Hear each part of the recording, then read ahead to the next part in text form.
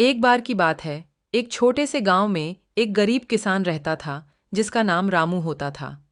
रामू ने अपने पिता से खेती की सीख ली थी और वह बड़ी ईमानदारी से और मेहनत से अपने खेतों की देखभाल करता था।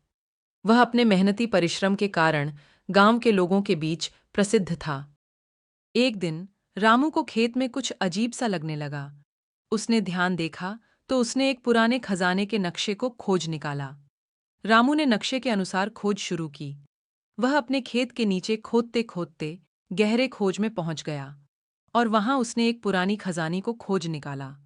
उस खजाने में अनेक चमकदार गहने और सोने के सिक्के थे। रामू ने उस खजाने को खोजकर बड्डी धनवान बन गया। लेकिन धन के साथ उसकी आदतों में भी बदलाव आ गया। वह अहंकार में भरकर बदल गया। उसने लोगों को ठगने और धमकाने लगा।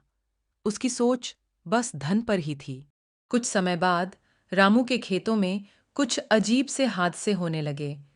उसकी खेतों का उपयोग न केवल उसके लिए बल्कि गांव के लोगों के लिए भी संकट में आने लगा। एक दिन रामू को एक बद्धा सच सामने आया। उसे पता चला कि उसकी खेतों में एक पुराना पुतला बुराई का प्रतीक है, जिसकी उसने खोज की थी। रामू को पता चला कि उसने अपनी लालच में बद्धी भूल की है। रामू ने अपनी गलतियों को समझा और तब से उसने अपने गलत कामों से दूरी बनाई। वह फिर से मेहनत करने लगा और अपने गांव के लिए एक प्रेरणास्पद उदाहरण बना। उसने अपनी गलतियों से सीखकर अपने खेतों को फिर से सजाया और अपने गांव के लोगों की मदद की।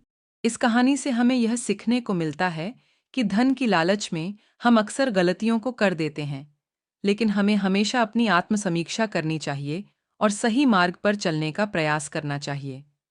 जीवन में हर कठिनाई का सामना करके हमें सीखना चाहिए और उससे मजबूत होकर आगे बढ़ना चाहिए।